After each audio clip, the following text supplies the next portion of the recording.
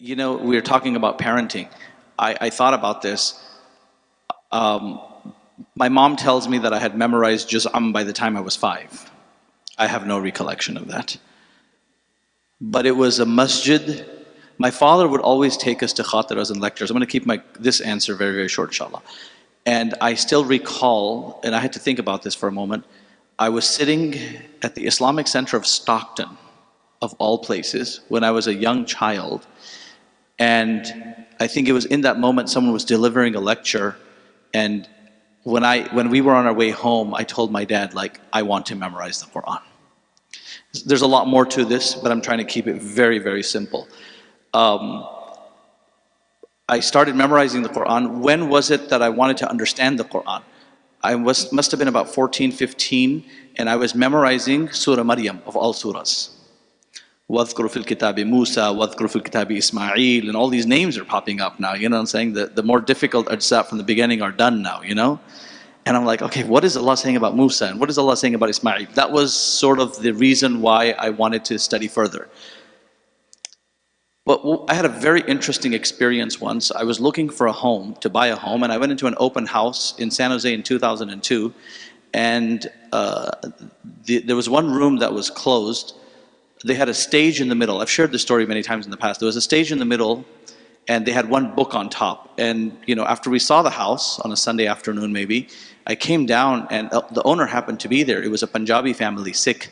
And I asked them, and I said, what is that? And I was young at the time.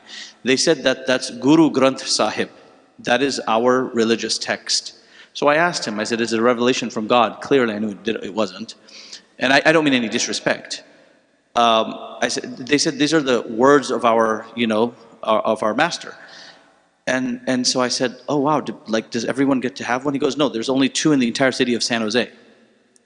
And by the way, when they moved the Gurdwara from one place to the other in the Evergreen area, they actually had an entire ceremony where hundreds or thousands of people walked with their holy text from their old place of worship to the, so you have to be very, and so we have dedicated this entire room to it. You can't go inside it, yada yada yada.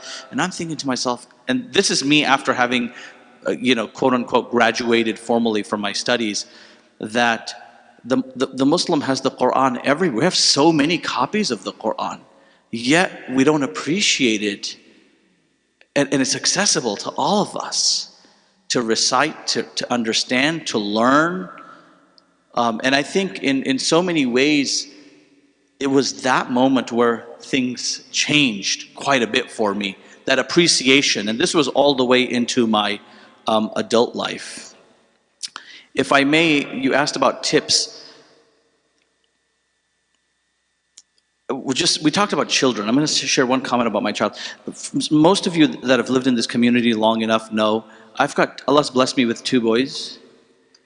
And me and my wife, and I've always had this dua, Ya Allah, allow me to say this someday. And I think this is the first time I'm publicly saying this.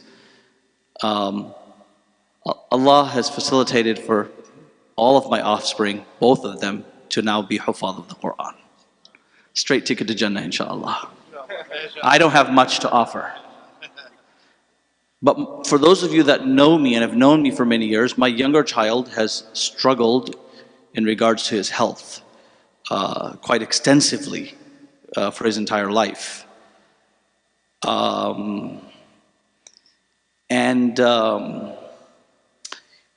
He finished memorizing the Qur'an on November 18th. His formal last lesson happened in December, but it was that day when he finished memorizing the Qur'an.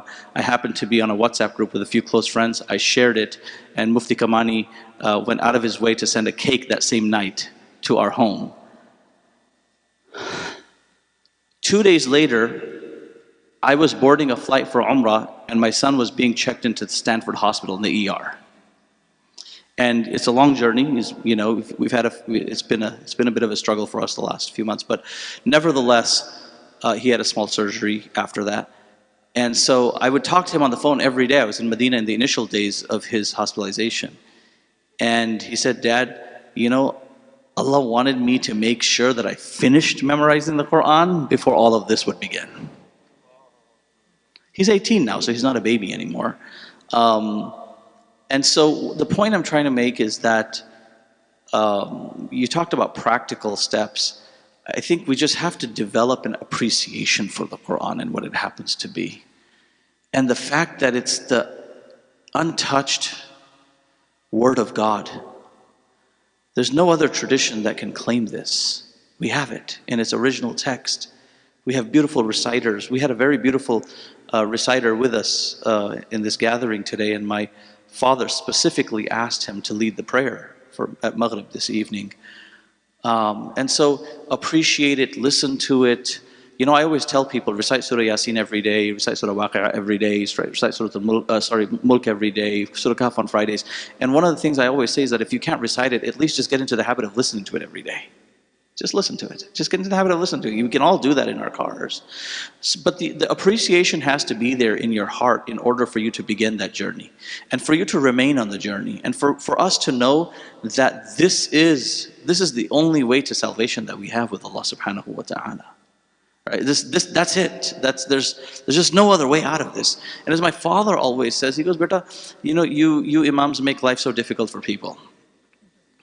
So I said, what do you mean? He says, Beta, listen, if someone recites one juz of the Qur'an and it takes them 1 hour, they've spent 1 hour with the Qur'an.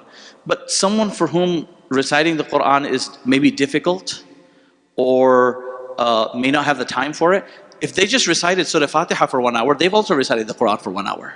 And you never think about it like that, right? You never think about it. We think like, okay, reciting the Qur'an for an hour means I take off from where I left off last time and read, you know, and we should. I'm not saying we shouldn't. But for some of us that may not have time, you could just recite the surahs that you know again and again and again and again and again and again, and just get into the habit of it. I say this all the time. One of the greatest advantages of me having memorized Surah Kahf, I can't remember the last time I picked up a mushaf on a Friday to recite Surah Kahf. It's always on my way to the masjid or on the way back, because I've memorized it. You get what I'm trying to say? And I learned this from a friend. We were in a cab once on Friday and he started reciting Surah Kahf. I was very, very young. And so I realized I don't actually have to sit at home and open the mushaf to recite Surah Kahf. You know, Surah Waqi'ah on the way home in the evening from the masjid, Surah Mulk on the way home from the, you know.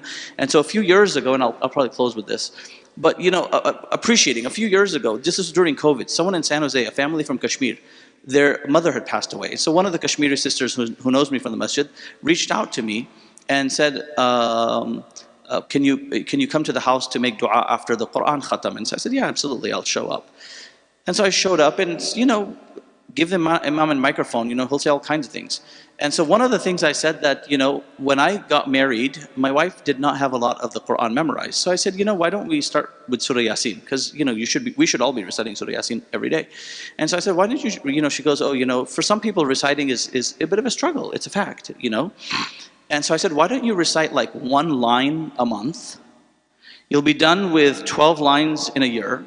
And if Surah Yasin and the various different masahif that we memorize, it's maybe 7 or 8 pages. So inshallah, in 7 or 8 years, you'll be done. So she thought I was nuts. Like she said, 7, 8 years? I'm like, yeah, I'm fine with that. I'm being honest with you. So I'm fine with 7, 8 years. It's better than not having any Qur'an memorized. And within the next few months, she had it memorized. I mentioned this story. This group of sisters in the city of San Jose came together during COVID, and ever since then, a group of, I think, 25 sisters, they meet online once a week, every week on one of the evenings on Zoom. There's some sisters from out of state.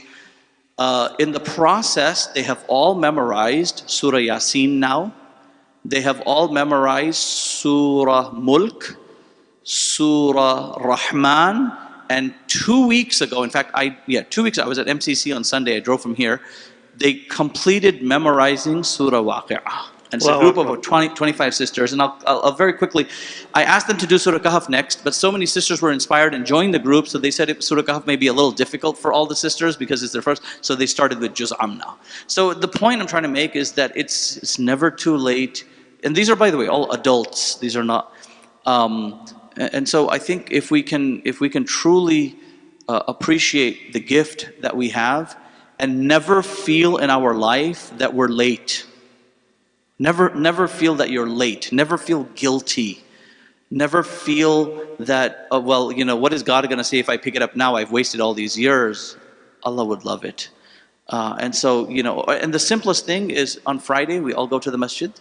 Instead of go 5 minutes early, and instead of scrolling on your phone, just get into the habit of just reciting some Qur'an, whether it's 5 lines or 5 pages or whatever it may be. Jazakumullah khair.